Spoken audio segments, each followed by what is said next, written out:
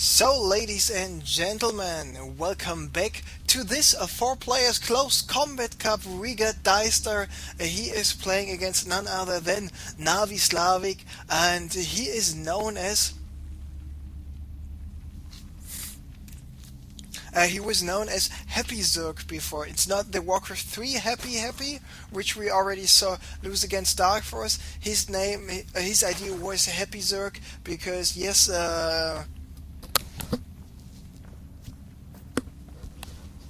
he plays Zerg and he is happy, but now he changed his ID to Slavik, which is actually his first name, being a member of the Ukrainian team Navi. He just opened a StarCraft 2 squad like 2 weeks ago, or just at least made it public. So we have Slavik here spawning at the top right location. We have DieStar here at the bottom left location. Of course, DieStar, a team member of Team Millennium. So there we see the barracks coming up for DieStar. Of course, nothing too unusual. Now the question: second barracks, refinery it is. And what do we see Happy Zerg aka Slavik doing right now? He's just getting more drones. He's at 15 supply right now, and looks like, yes, his supply count is just getting higher and higher, and he wants to go for the 16 hatch. And Rice, our admin, just lagged a little bit, but who dares talking to an admin? Actually, I do, but I will do it the smart way.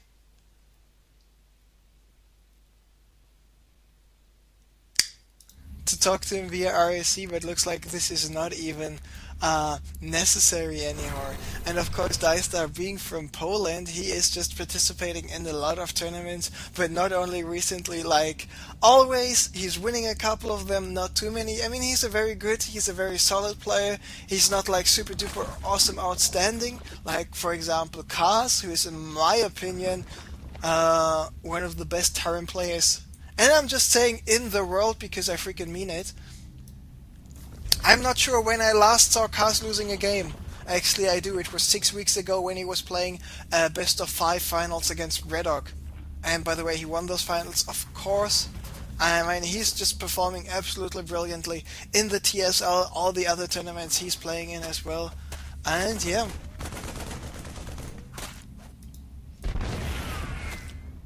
So it looks like this small bunker attempt here by DieStar has been already repelled, but this is not that big of a deal actually, because he was not planning to kill him or something like that. He was just about to do some damage. Now we see reactor Hellion opening is coming up for DieStar as well. There we see the reactor, there we see the factory. So I'm really curious how much he will be able to accomplish with those Hellions he's about to move out with pretty soon. Meanwhile, we see the Roach Rowan and the Cretan coming up for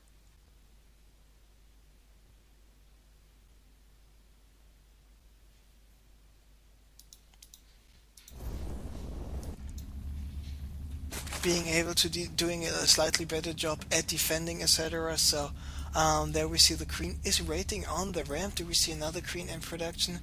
No, looks like not just yet. 3 Marines waiting here on the low ground. Command center is coming up. Of course, this barracks reacted factory play is a reacted Hellion play is a lot.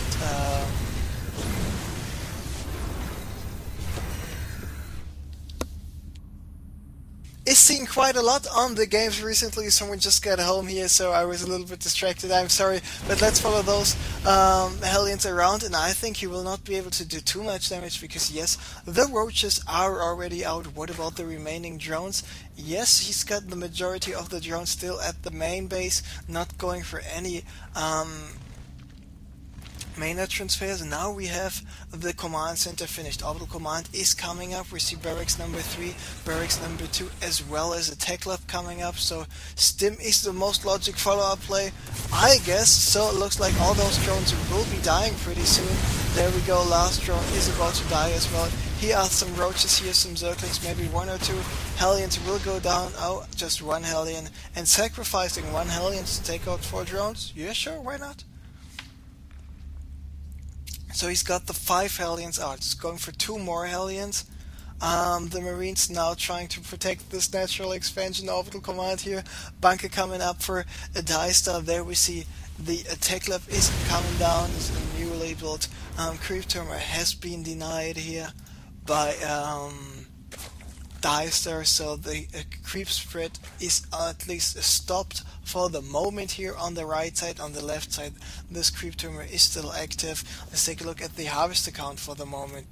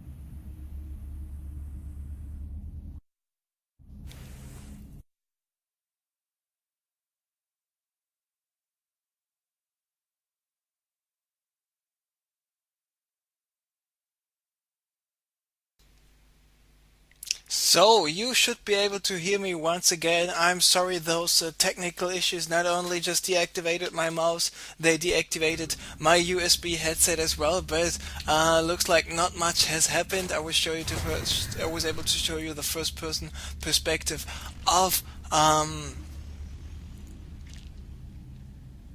not of a player, but the pink the camera of Mr. Pink, who's doing the German cast. And there we see in-base hatchery at the natural expansion coming up for Slavik, as well as the hatchery here on the low ground. He's got the lair finished, he's got some mutas en route, he's got the baling speed finished in the next 15 seconds. At the same time, we see DieStar having a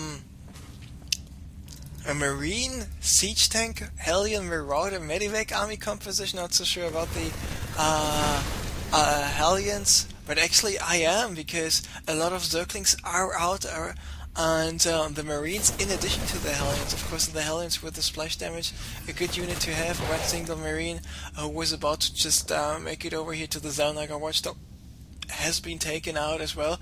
And when we take a look at the supply, it's 107 with this 109, so both guys are pretty even in that regard. Here we see Mutas out, there we see the Roaches, the Banelings, and it is Baneling, Roach, Muter, Zergling against Marine, Siege Tank, Medivac, Hellion, Marauder.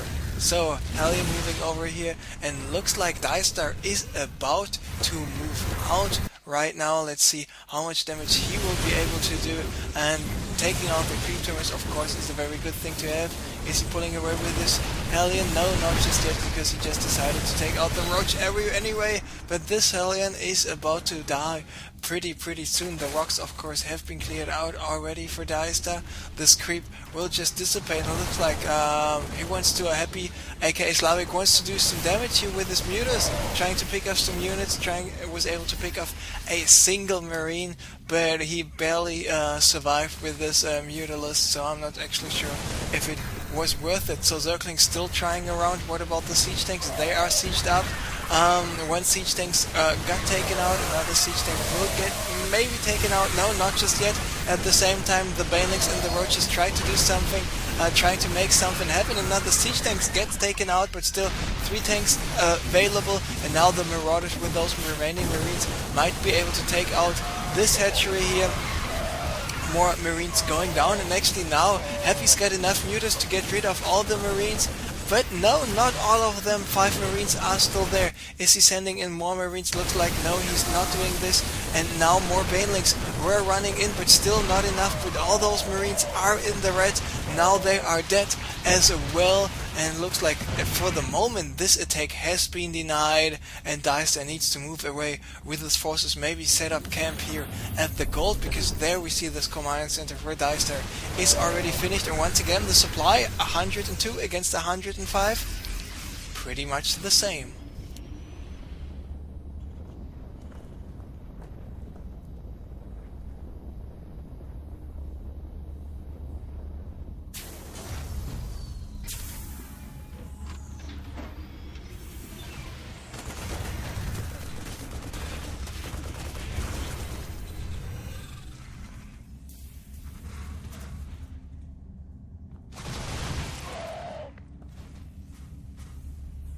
I'm sorry, those allergies are actually, they are killing me, and that's why I have to mute my microphone from time to time.